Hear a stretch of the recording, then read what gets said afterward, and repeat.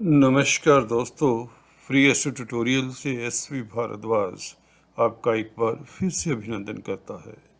ज्योतिषीय चर्चा में देव गुरु की बात होगी। देव गुरु हो रहे हैं वक्री।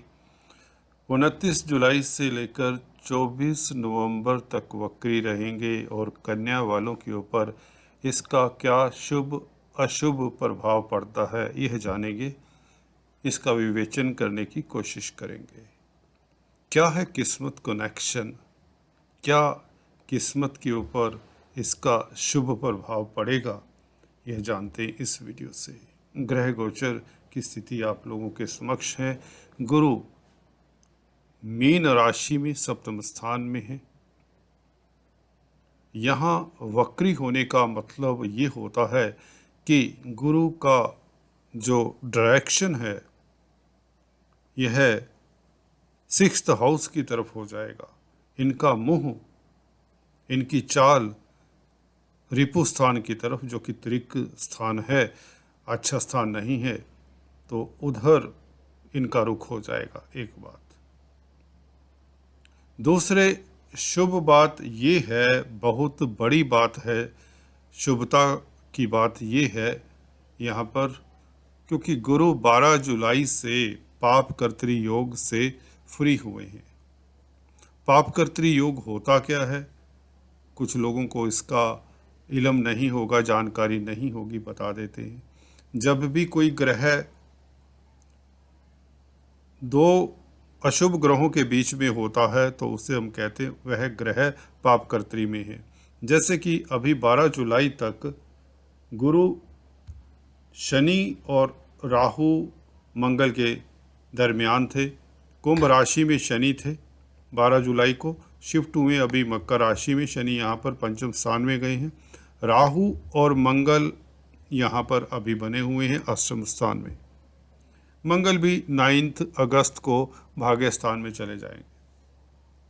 तो कहने का अभिप्राय ये है कि मंगल राहु एक साइड में और शनि दूसरी साइड में कुंभ राशि में थे, तो तब तक गुरु का प्रभाव मिल तो रहा था, पर उसमें कटौती होकर शुभ फल मिल रहा था, धन आ रहा था, परंतु जिस तादाद में चाहिए था उस तादाद में नहीं आ रहा था। यात्राएं हो रही थी, यात्राओं से भी यदा कदा लाभ भी हो रहा था, परंतु उस कदर नहीं हो रहा था। कहने का अभिप्राय, सप्तम स्थान में बैठे हुए बृहस्पति यदा कदा पाप कर्तृ योग में होने के कारण मैरिज लाइफ में भी आंख मिचोली का समय था, या यूं कहे मियाँ बीवी में तकरार का समय था। पार्टनरशिप में भी तकरार का समय था। हल्का फुल्का ही सही, क्योंकि हैं तो स्वग्रही। बृहस्पति जब स्वग्रही हैं सप्तम स्थान में तो बड़ी बात नहीं होती, शुभ फल ही देते हैं, परंतु फिर भी यदा कदा ऐसी दिखते रही। अब वह पाप कर्तरी से निजात पा चुके हैं। एक बात तो बृहस्पति अपने पूरे शुभ फल को देंगे सप्तम स्थान में बैठकर, और इनकी दृष्टियाँ पूर्ण रूप से शुभ फल देंगी। 11वें घर को देखेंगे पंचम दृष्टि से, सप्तम दृष्टि से आपके लगन को, राशि को, और तृतीय स्थान को नवम दृष्टि से देखेंगे। तो इसका प्रभाव अभी जानते हैं। इस वक्री पीरियड में उल्टी चाल जब चलते हैं बृहस्पति, तो यदा कदा ये भी जाना जाता है कि गुरु हो या कोई भी प्लैनेट जब वक्री होता है तो इस धरा के नज़दीक आ जाता है, तो उसका गहन प्रभाव पड़ता है प्राणी मात्र के ऊपर, इस पृथ्वी लोक के ऊपर। क्योंकि जब भी एलिप्टिकल ऑर्ब में कोई भी ग्रह घूमता घूमता पृथ्वी के नज़दीक आ जाता है तो उसका ग्रेविटेशनल, गुरुत्वाकर्षण कहें तो, पुल पुश अर्थ के ऊपर ज़्यादा पड़ेगा। तो इसके कारण सभी भूलोकवासी यहाँ पर ज़्यादा प्रभावित होंगे, क्योंकि बृहस्पति शुभ प्लैनेट है तो ये शुभ फल ही देंगे। अब पाप कर्तृ योग में भी नहीं है तो ये शुभ फल कहाँ से देते हैं, चलिए चर्चा करते हैं। तो वक्री बृहस्पति आप लोगों के लिए पाप कर्तृ से निजात पाने के बाद अच्छा ही फल देंगे, क्योंकि यह स्ट्रोंग हो जाते हैं केंद्र त्रिकोण में बैठकर, तो और भी शुभ फल देंगे। हंस नामक राजयोग पहले से ही बना रहे हैं तो अशुभता की तो बात ही बनती ही नहीं। तो पार्टनरशिप से आप लाभान्वित होंगे। व्यापार करते हैं तो रोज़मर्रा की इनकम में एकदम से झटके से उसमें तरक्की मिलेगी। बड़ा प्रोजेक्ट जैसे आपका इंतज़ार कर रहा है, बड़ा बिजनेस आपको मिलने वाला है, लाखों करोड़ों का लाभ होने वाला है, ये बात भी ऑलमोस्ट सर्टेन है। परंतु आपको बता दें, जिस अनुपात में देखिए जैसा हॉरोस्कोप होता है उस अनुपात में आपको लाभ होता है।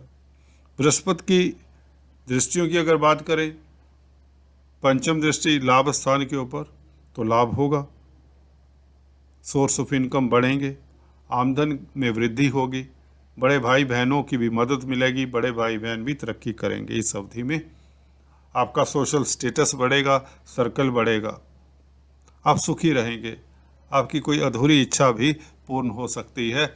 और सप्तम स्थान में अभी मैं फल कथन बता रहा था गुरु का, तो सप्तम स्थान मैरिज लाइफ का भी है।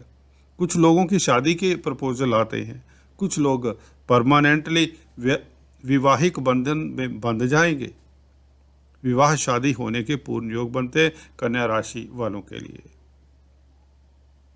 अगर फिर भी कोई दिक्कत आ रही है कुछ लोगों की, अगर आपकी कन्या राशि लगन है, तो दोस्तों गुरुवार के दिन चने की दाल और बनानास मंदिर में जरूर दान करें।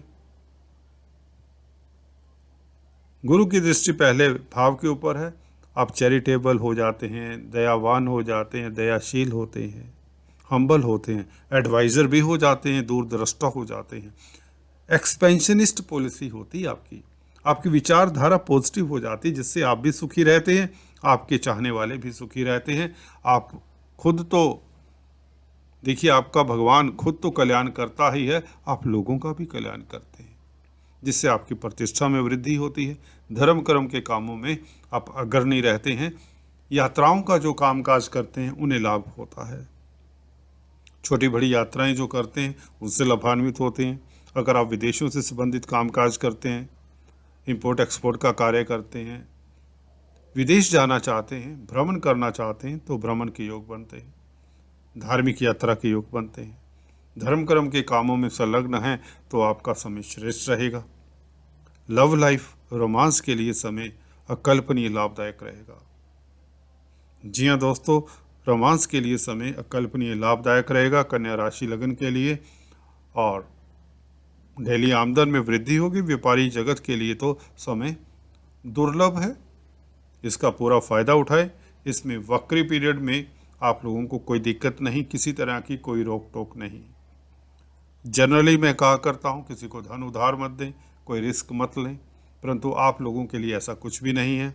आप लोगों के लिए समय श्रेष्ठ है, बच्चों से सुखी रहेंगे, बच्चे आपका नाम रोशन करेंगे, बच्चों की शादी ब्याह के योग बनते हैं, और घर में कोई बड़ा फंक्शन होने के योग बनते हैं। गुरु का सप्तम स्थान में बैठना, सीधे तौर से आपके पहले भाव को देखना, तो पब्लिक का स्नेह मिलता है। अगर आप नेता हैं, राजनेता हैं, उच्च पद आसीन होते हैं, सेलिब्रिटी हैं, तो आपका स्टेटस बढ़ता है।